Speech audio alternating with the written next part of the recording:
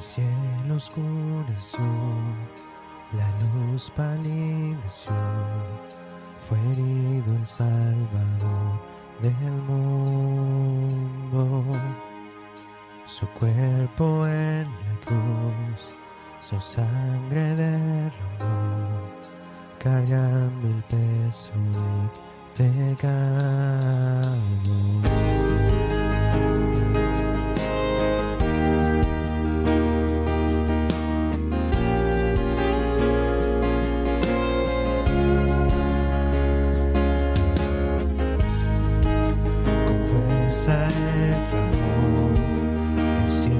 Se apagó y Cristo expiró en tinieblas.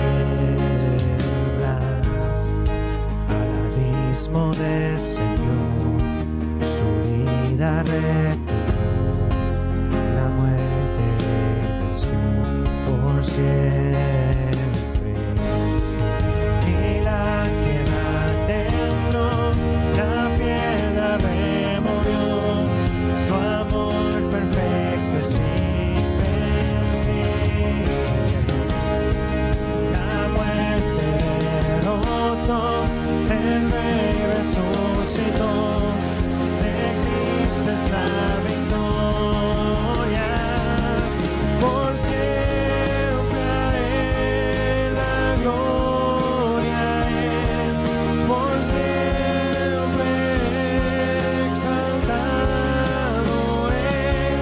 Por siempre vive y reina, vivo está, vivo está. Y la tierra tembló, la piedra removió, su amor perfecto es invencible. La muerte derrotó, el Rey resucitó, de Cristo es la victoria. Por siempre a Él la gloria es, por siempre exaltado es, por siempre vive y reina, vivo está, vivo está.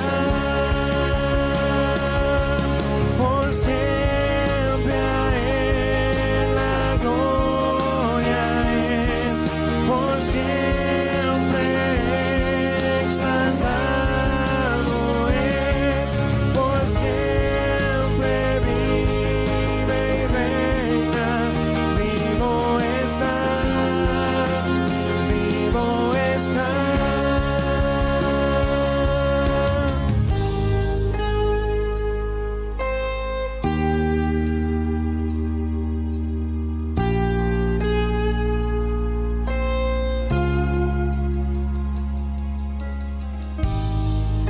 Cantamos aleluya, cantamos aleluya, cantamos aleluya, el Cordero venció. Cantamos aleluya, cantamos aleluya, cantamos aleluya, el Cordero venció. Cantamos aleluya, cantamos aleluya, cantamos aleluya, el Cordero venció. Cantamos aleluya, cantamos aleluya, cantamos aleluya.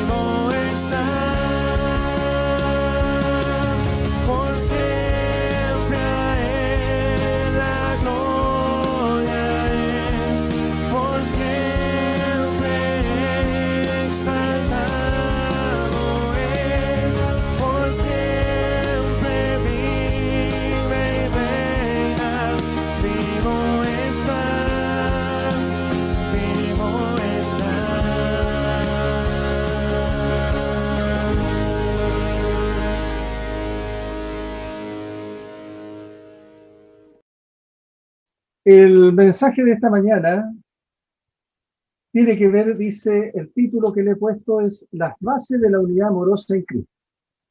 Las bases de la unidad amorosa en Cristo. Y lo encontramos en la porción de la palabra en Efesios 4. Efesios 4, del 1 al 14. Efesios 4, versículos del 1 al 14. Le voy a pedir a nuestra hermana que lea esta porción de la palabra. Efesios 4, 1 al 14. Yo, pues preso en el Señor, os ruego que andéis como es digno de la vocación con que fuisteis llamados, con toda humildad y mansedumbre, soportándoos con paciencia los unos a los otros en amor, solícitos en guardar la unidad del Espíritu en el vínculo de la paz, un cuerpo y un espíritu, como fuisteis también llamados en una misma esperanza de vuestra vocación.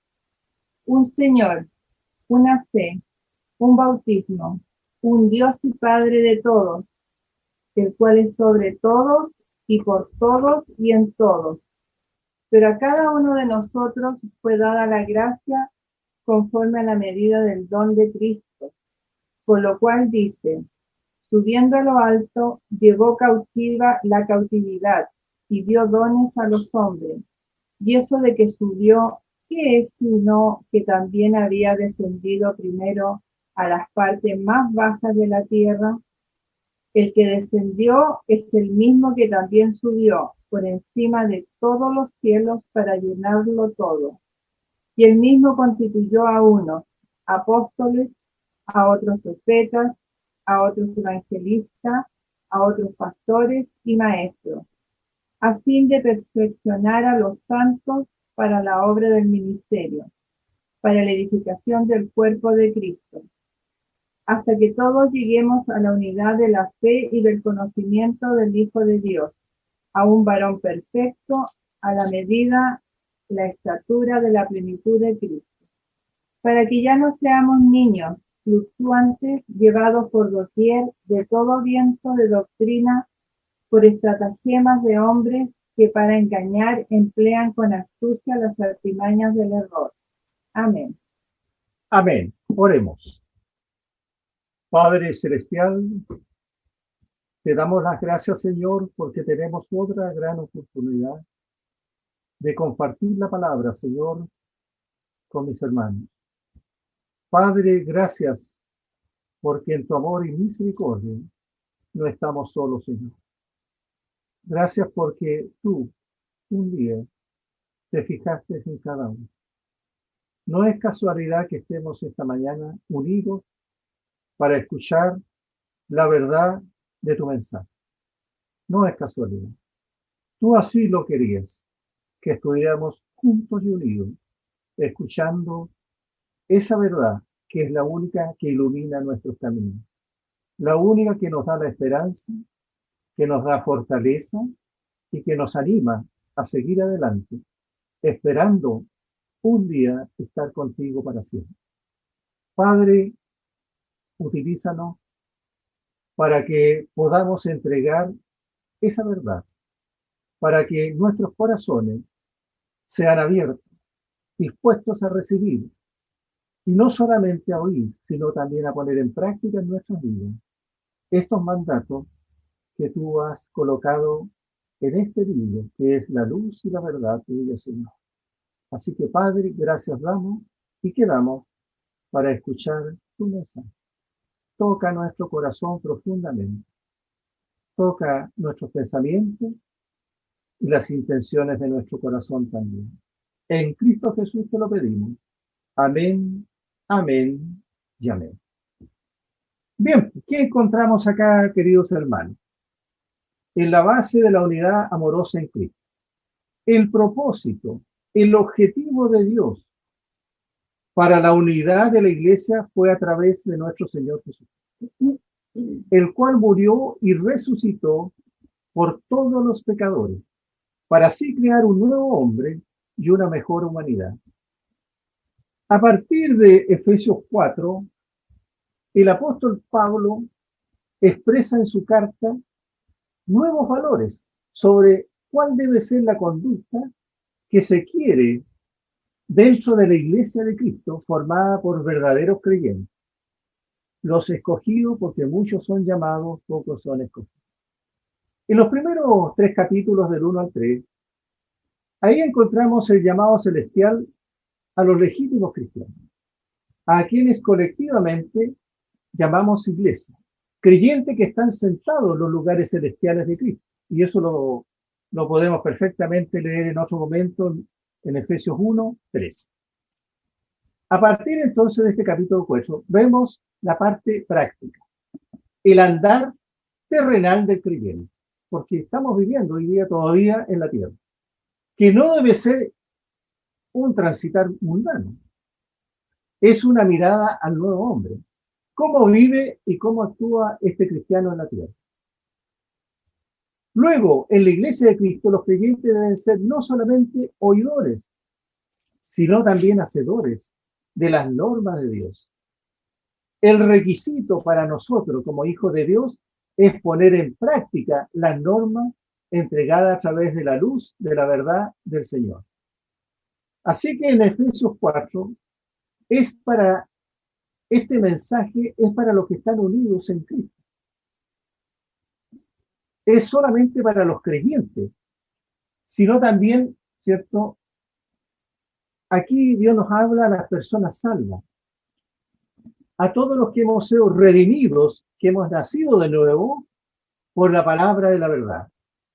Así que si usted, amado, querido oyente, no es un cristiano, nunca ha conocido, nunca ha tenido un encuentro personal con Cristo, Dios no le está pidiendo que usted cumpla estos mandatos, que vamos a ver, ya que primero debe convertirse en un hijo de Dios, por fe en Jesucristo, para ser miembro de su cuerpo, que es la iglesia. La persona que está espiritualmente muerta, ¿cierto?, tiene que recibir primero nueva vida en Cristo. Tiene que ser trasplantado su corazón para que pueda conocer la verdad. Así como nosotros estábamos antes de conocer a Cristo, muertos en nuestros delitos y pecados, que es la condición de todos los que están perdidos a los ojos de Dios antes de conocerlo. Es interesante, amados hermanos oyentes, que las religiones le dicen a un mundo en agonía: haz algo y serás alguien. O sea, haz una actividad, haz una acción para que alguien, ¿cierto?, seas alguien reconocido. Dios dice justamente lo contrario. Sé alguien y entonces podrás hacer algo. Sé primero hijo de Dios y ahí van a ser contadas por obra todo lo que tú hagas. Si usted, querido oyente, no es en este momento un hijo de Dios, no es un creyente, les invitamos a permanecer con nosotros y a escuchar lo que la palabra de Dios nos dice esta mañana. Y así usted, querido oyente, va a poder saber lo que Dios le pedirá si usted se convierte en un creyente. Y cuando mire a su alrededor, podrá decir si los que dicen ser cristianos viven como Dios quiere que vivan. Por eso en 4.1, ¿cierto?, leemos ahí en la palabra, en Efesios 4.1. Yo pues, preso en el Señor, os ruego que andéis como es digno de la vocación con que fuisteis llamados. ¿Qué encontramos entonces? Esta palabra rogar, ¿cierto?, porque dice, os ruego. Esta misma palabra rogar también la encontramos cuando Pablo escribe su carta a Romanos, en Romanos 12.1. Os ruego por la misericordia de Dios que presentéis vuestros cuerpos y así sucesivamente. Esa es la misma palabra. Esto significa un llamado a vivir de acuerdo a la posición que tenemos en Cristo. Por eso en Filipenses 1:22 Pablo dijo, no solamente os ruego que os comportéis como es digno del Evangelio de Cristo, para que sea que vaya a veros o que esté ausente, oiga de vosotros que estáis firmes en un mismo espíritu, contendiendo unánimes por la fe del Evangelio, Y luego Pablo también agrega en la carta en Colosenses 1:10. Así podréis andar como es digno del Señor, agradándole en todo, llevando fruto en toda buena obra y creciendo en el conocimiento de Dios. Tal vez usted, hermano, no se ha dado cuenta, pero hay gente que lo está evaluando para ver si usted es un verdadero hijo de Dios por la fe en Cristo. Y la única forma que tiene la gente de saber y de evaluarlo a usted es la manera como usted vive, o sea, su caminar diario. ¿Cómo es usted en su vida, día tras día? Por eso Juan 1:7 dice, pero si andáis en luz, como el que está en luz, tenemos comunión unos con otros, y la sangre de Jesucristo, su Hijo, nos limpia de todo pecado. Andar en luz es vivir la luz de la palabra de Dios. ¿Cuánto tiempo usted, querido hermano u oyente, le asigna diariamente a leer la palabra de Dios? ¿Cuántos minutos le da cada día para ser alimentado en la luz de la palabra de Dios y así poder caminar como Dios quiere? Asimismo, el pueblo de Dios es llamado a ser gente que manifieste unidad. Y como es llamado al mismo tiempo, aparte de la unidad, a ser, ¿cierto?, un pueblo lleno de pureza, un pueblo limpio de corazón. La unidad y la pureza, en el fondo, son dos grandes características que debe mostrar la Iglesia de Cristo, es decir, sus componentes, nosotros, los que pertenecemos a la Iglesia de Cristo. Pablo trata en sus cartas el tipo de unidad que Dios quiere que tenga su Iglesia. ¿Y cuáles entonces son estos principios que unen a la Iglesia? Primeramente tenemos que estar claro que la unidad, esta palabra unidad, viene del latín unitas, que significa único, indivisible. Considera la forma individual y no plural, o sea, de cada uno. La unidad de la Iglesia entonces está basada primeramente ¿en qué? En el amor. En Efesios 4:2 dice, nos da pautas de este amor, con toda humildad y mansedumbre, soportándonos con paciencia los unos a los otros en amor. Siempre se habla de que el amor es como un sentimiento que nace del corazón, pero no es así. El amor no es un sentimiento, sino más bien una conducta de cómo yo me relaciono con los demás. El apóstol Pablo en oración expresó estas palabras, arraigados y cimentados en amor. Pablo siempre quiso que la Iglesia de Jesucristo tuviera unidad. Y para esto exhortó a la Iglesia a que siguieran unos principios para lograrlo. Así fue entonces como leíamos recién, con toda humildad y mansedumbre, soportándonos con paciencia los unos a los otros en amor. La primera, cierto, característica dice la humildad, que es una condición de la persona que actúa sin orgullo. Esa es la humildad. Condición de una persona que actúa en su vida sin orgullo, sin ser presumida de sus méritos y que reconoce sus defectos o errores, porque todos en el fondo cometemos errores, somos humanos. La humildad, fíjense ustedes, hermanos, querido oyente, era muy mal visto en la antigüedad. El ser humilde era mal visto, ya que ese aspecto resaltante para los judíos era que el pueblo judío lo relacionaba con los esclavos. Es decir, para ellos ser humilde era ser pobre. Y los judíos no eran lo que querían ser. Se dice y se cuenta que en cierta ocasión un joven estudiante de un seminario fue invitado a predicar a una iglesia conocida. Él estaba muy orgulloso porque lo habían llamado a entregar un mensaje en esa iglesia. Él no tenía ninguna experiencia detrás del púlpito. Era un joven muy inteligente en su clase y en su estudio. Pero cuando se puso de pie ante aquel grupo de gente, experimentó algo que nunca había sentido antes. Y que fue el temor de hablar en público. Pánico serio. Se olvidó de todo lo que tenía presente decir, pues él se había aprendido prácticamente el mensaje mayormente en el mundo. Así que a tropiezo, ¿cierto? Y expresándose con gran dificultad, pudo ocupar el tiempo que le habían entregado para el mensaje. Al terminar la reunión, una anciana que se encontraba en la iglesia le dijo: joven, yo le estaba observando esta mañana y me gustaría decirle que si usted hubiera subido al púlpito en la forma en que bajó de él, entonces habría bajado de él de la forma en que subió. Él había subido con mucho orgullo y Dios lo puso en su lugar. Y como salió y tuvo tanta dificultad, bajó humildemente.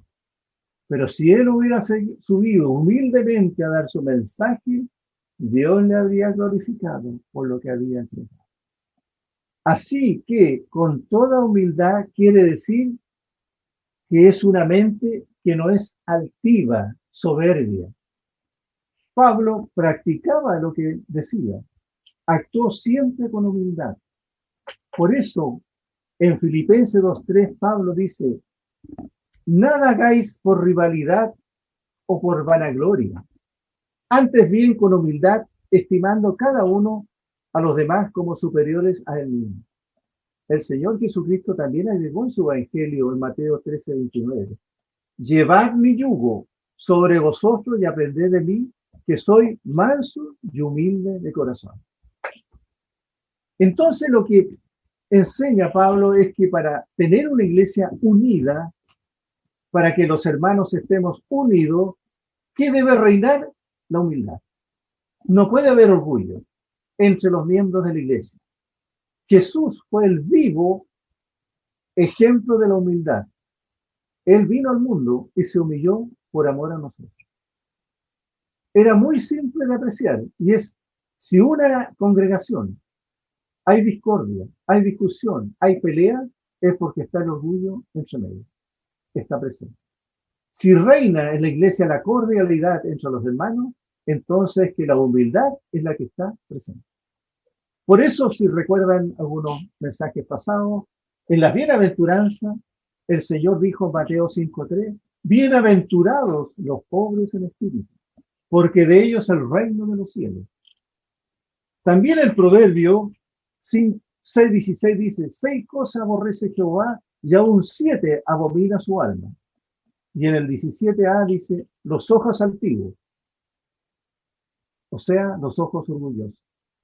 Y en el Proverbio 21:4a dice que Dios aborrece la altivez de los ojos y el orgullo del corazón de la persona. Luego Pablo menciona en 4:2 que otra de las características, aparte de la humildad, es la mansedumbre. La mansedumbre, queridos hermanos oyentes, es la condición de la persona que actúa sin orgullo, sin presumir de sus méritos, y que reconoce sus defectos y errores también. El filósofo Aristóteles consideró la mansedumbre como un símbolo de ¿qué? De prudencia, de sabiduría, es decir, de tacto, de tino. Es una fuerza que el hombre, que tiene un carácter, significa que el hombre logra que su carácter esté bajo control, esté controlado espiritualmente y físicamente. Dos grandes personajes de la Biblia destacan por ser mansos. En el Antiguo Testamento tenemos a Moisés y en el Nuevo Testamento al Señor Jesús. La Biblia describe a la mansedumbre como una disposición a cumplir la voluntad de Dios. No importa el costo que sea, pero yo hago la voluntad de Dios. La mansedumbre consiste en inclinarse ante esa voluntad de Dios. La mansedumbre es una gran virtud para el que la posee, y especialmente el que tiene una personalidad fuerte. Esto hace que esa persona fuerte de carácter sea dueño de sí mismo y al mismo tiempo sea siervo de los demás. Somete a su orgullo y se coloca bajo la mansedumbre de los demás. Luego entonces la humildad y la mansedumbre forman parte de una base valiosa para andar del hombre nuevo. Por eso dice en Mateo 5:5 la bienaventuranza, bienaventurados los mansos, porque ellos recibirán la tierra por heredad. Otra de las cualidades esenciales para mantener la unidad dentro de la iglesia, en el cuerpo de Cristo, ¿cierto?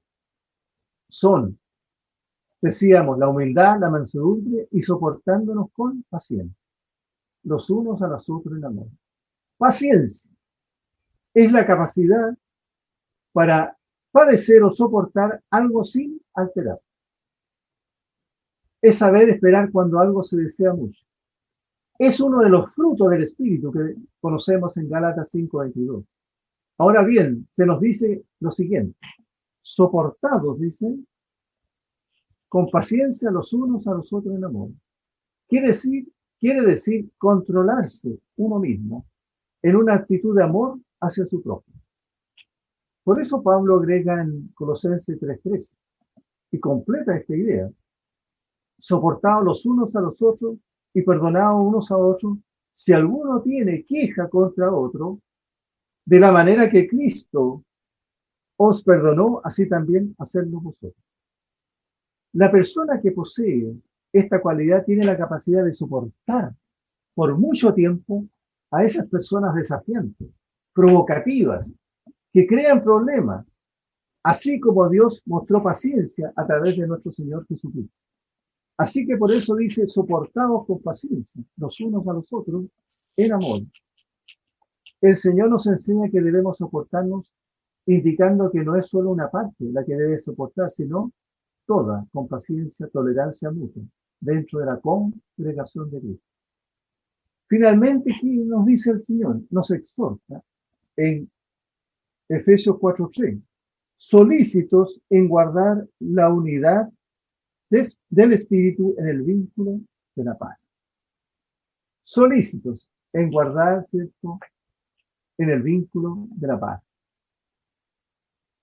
Lo que debemos siempre es procurar mantener la unidad en el Espíritu dentro de la iglesia en la paz. El Señor oró por esta unidad. Recuerda en Juan 17:21, diciendo, para que todos sean uno, dijo el Señor Jesús, como tú, Padre, en mí y yo en ti, uno. Que también ellos sean uno en nosotros, es decir, nosotros con el Señor, para que el mundo crea que tú me envías. Ahí ve el mundo una señal de que estamos unidos a Dios. El Espíritu nos ha bautizado en un cuerpo.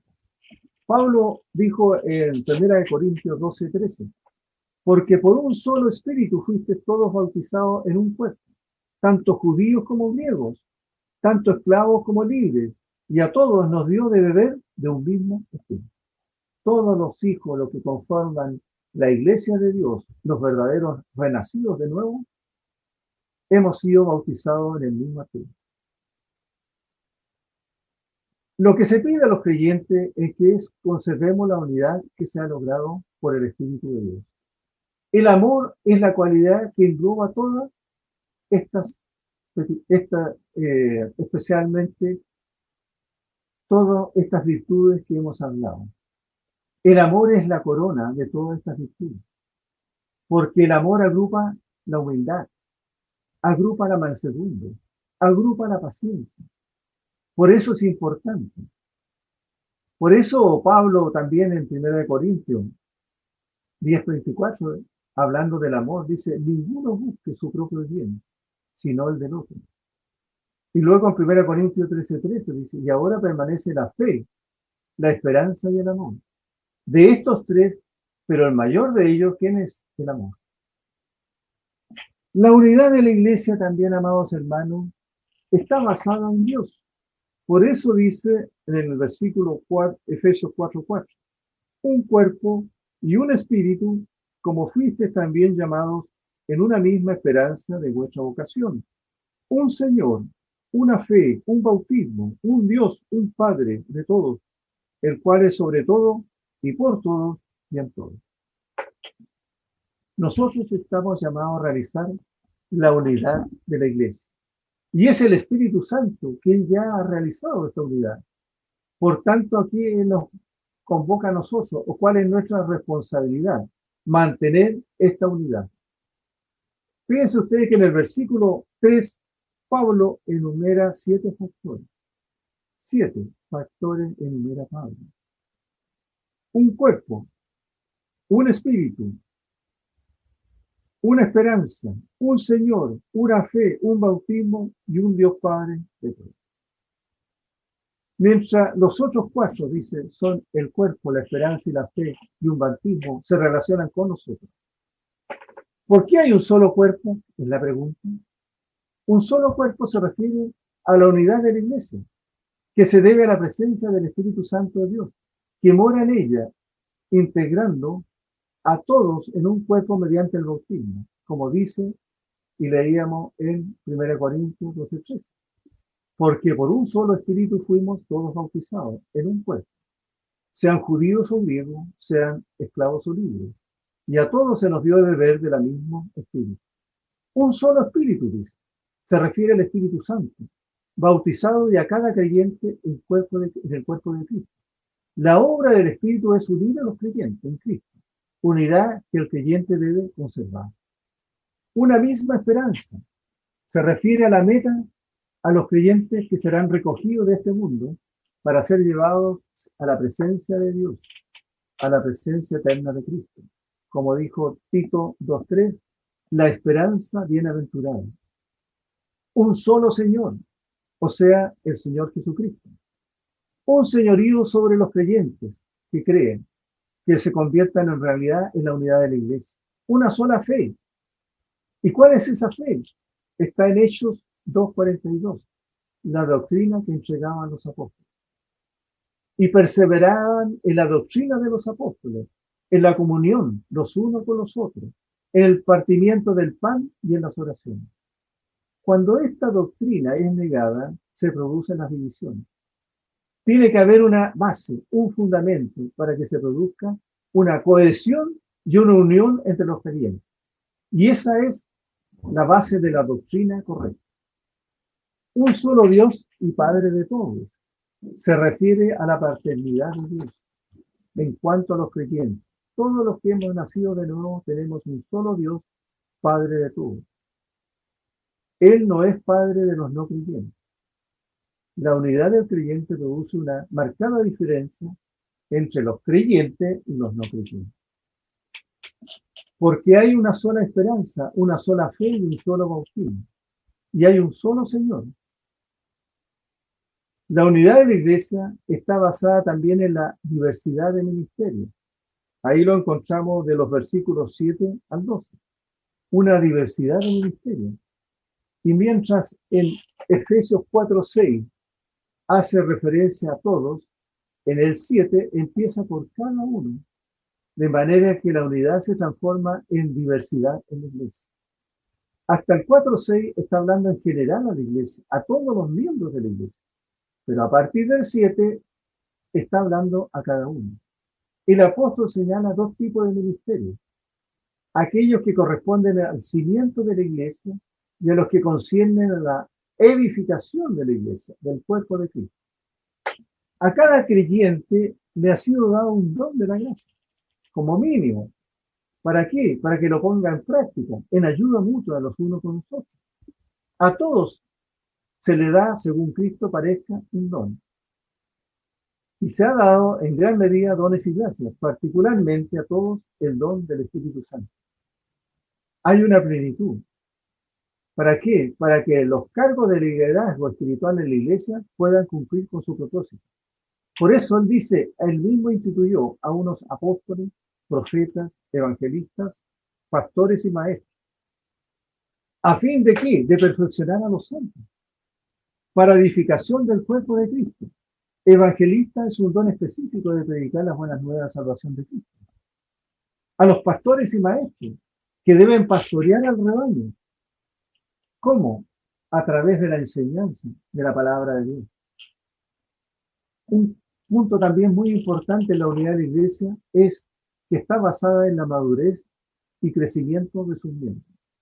Por eso en el 13 versículo 13 al 16, dice, hasta que todos lleguemos a la unidad de la fe y del conocimiento del Hijo de Dios, a un varón perfecto a la medida de la estatura de la plenitud de Cristo, para que ya no seáis niños fluctuantes, llevados por doquiera de viento de doctrina, por estratagema de hombres, que para engañar emplean con astucia las artimañas del error, sino que, siguiendo la verdad en amor, crezcamos en todo en aquel que es la cabeza, esto es Cristo. Decíamos entonces, el fin de los diferentes ministerios es dar al pueblo de Dios todas las herramientas posibles para su edificación plena como cuerpo de Cristo, que es la iglesia para un vital crecimiento. El crecimiento y la valoración del cuerpo de Cristo es un proceso bastante largo, donde se dejan de ver o se pueden ver complejas etapas.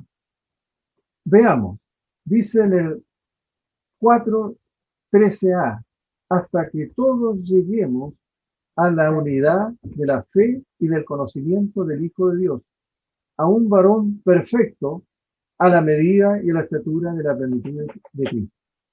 Este varón está refiriendo en general a hombre y mujer. El componente de la fe y el conocimiento de Jesús como Hijo de Dios.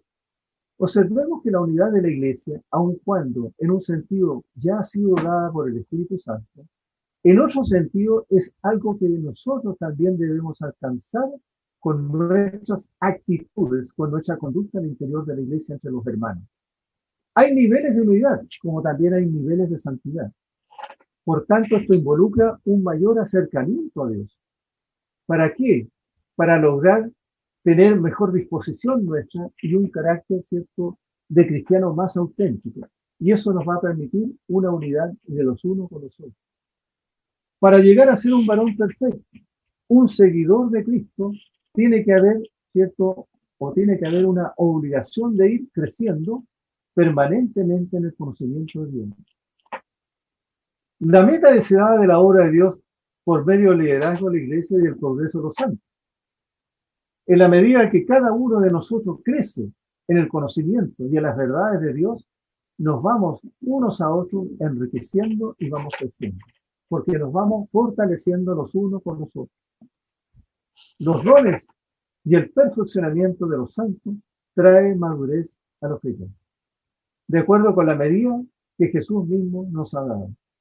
Al pasar de los años, no solo debemos envejecer en Jesús, sino también debemos madurar en Él. Debemos ser viejos, maduros en el conocimiento de la verdad de Cristo y aplicándola en nuestra vida cada día. Por eso dice en Efesios 4:13b, hasta que todos lleguemos a la unidad de la fe y del conocimiento del Hijo de Dios, a un varón perfecto, a la medida y a la estatura de la plenitud de Cristo. ¿Qué es la plenitud de Cristo? Para que ya no seamos niños fluctuantes, llevados por doquier en los vientos de doctrina, para que no creamos a cualquier pastor o mensajero que nos quiera entregar una doctrina equivocada. Los dones que Dios nos ha dado y el desarrollo de los santos, esto resulta en una gran estabilidad de una doctrina clara para nosotros. El estar firme nos ayuda a nosotros a no ser llevados por cualquier enseñanza que nos presente. Los que no maduran de esta manera van a ser blancos fáciles de engañadores, quienes son efectivos precisamente porque operan con mucha, ¿cierto?, astucia al final. En conclusión, amados hermanos, el estar solícito a guardar la unidad implica algunas cosas prácticas. Debemos estar dispuestos a buscar y mantener la paz con todos, primeramente. Dispuestos a dar y a pedir perdón. Dispuestos a la reconciliación. A ser humildes y a todo lo que tenga que ver con nuestra responsabilidad de estar siempre bien con los demás. Una segunda conclusión es que debemos estar dispuestos a ser pacificadores, mediadores y reconciliadores, propiciando siempre la paz y la unidad entre los demás en todo momento. Un tercer punto sería que debemos mantener siempre la sensibilidad necesaria para recordar nuestro punto de adoración, nuestro Dios, que es uno. Entonces, nuestra unidad es una exaltación a Dios, es una forma de adorarlo. Un cuarto punto, hermano, es que debemos estar siempre dispuestos a usar nuestros dones espirituales para la edificación de los demás, fortaleciendo así el crecimiento en amor. Y finalmente, el quinto punto sería la unidad cristiana es expresada por la misión común de los creyentes, que es cumplir la gran comisión y hacer discípulos en todas las naciones, como lo dice en Mateo 28:19.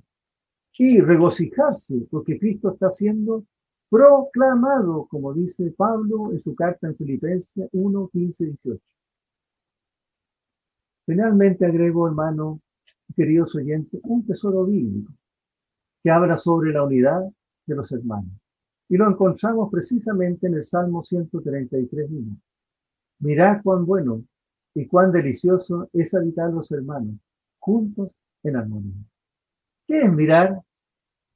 Mirar es darnos cuenta de lo bueno que es comunión entre los hermanos. La palabra bueno viene del hebreo tov, que puede ser traducido como favorable, agradable, encantador y bueno. Entonces podemos decir que comunión es vital porque es buena para nuestra vida espiritual. Es deliciosa, es agradable. Y finalmente dice en el versículo 3, ¿cierto?, que ahí es donde Dios envía bendición y vida eterna. Ahí es donde la iglesia tiene bendición. Y usted también es bendecido, hermano. Y son bendiciones, como decía en Efesios 1:3, eternas, permanentes. Como la gran bendición de ser hijos de Dios hoy, que es eterna para la vida eterna. Y en Hechos 2:1 dice que los primeros cristianos estaban todos unánimes juntos. Y en Hechos 4:32 dice, la multitud de los que habían creído era de un corazón y un alma, un solo corazón y una sola alma. Y ninguno decía ser suyo propio, nada de lo que poseían, sino que tenían todas las cosas en común. Eso es parte de lo que es la unidad que quiere Cristo para su iglesia. Y esa es nuestra responsabilidad. Nuestra responsabilidad es mantener la unidad que ha sido dada por Cristo a través del Espíritu Santo. Responsabilidad que nos ha dado a nosotros, mantenerla. Y por eso nos ha dado dones para que usted los ponga en práctica todos los días de su vida mientras esté en este cuerpo hasta que el Señor nos llame. Oremos. Vamos a la oración. Amado oyente, si usted no conoce al Señor y esta mañana se ha sentido inquieto en su corazón, ha sido a lo mejor tocado en ese corazón y quiere conocer de Dios, quiere recibirle, quiere ser un hijo de Dios, le invito a repetir conmigo esta oración. O a lo mejor usted lo hizo en alguna oportunidad, pero se ha dado cuenta que su vida no ha cambiado, que sigue siendo el mismo de antes, que no ha nacido de nuevo. También lo puede hacer. Repita entonces conmigo. Señor Jesús, te necesito. Me arrepiento por la vida que he vivido apartado de ti. Gracias por morir en la cruz por mis pecados. Yo creo que tú eres el Hijo de Dios y en este momento te recibo como mi Señor y Salvador personal. Me comprometo a seguirte el resto de mi vida. Amén, y amén, y amén. Si usted, querido oyente, realizó esta oración, ahora tiene que creer en la fe de Cristo. Y la manera es orar, leer la Biblia y congregarse en una iglesia de sana doctrina. Amados hermanos, que el Señor te bendiga y te guarde. Que el Señor haga resplandecer su rostro sobre ti y tenga de ti misericordia. Que el Señor alce sobre ti su rostro y ponga en ti la paz. Por eso, amado Señor, te pedimos que nos libres del hombre que miente, del que roba, del que engaña, del que desea nuestro mal, del que nos hace hechicería, del que nos hace conjuro, del que busca estafarnos. Líbranos del envidioso, líbranos del engañador, líbranos del que asalta, líbranos de accidentes, líbranos de toda enfermedad maligna, líbranos de incendios en nuestros hogares. Acuérdate de los que están apartados de ti, porque se han enfermado espiritualmente, para que los traigas con cariño de nuevo a tus caminos. Regrésalos con amor y misericordia. Gracias te damos, Señor, por escuchar siempre nuestras peticiones, lo que llevamos al altar de la gracia. Por eso, Señor, a ti sea la gloria, porque con tu sangre nos has salvado, con tu poder nos has cambiado. Por eso a ti damos la gloria por todo lo que has hecho con nosotros, Señor. En el nombre que es sobre todo nombre, en el cual un día se doblará toda rodilla de lo que está en los cielos, en la tierra y debajo de la tierra. En ese maravilloso nombre de nuestro Señor Jesucristo, pedimos todas estas cosas como una bendición muy especial para nosotros. Amén, amén.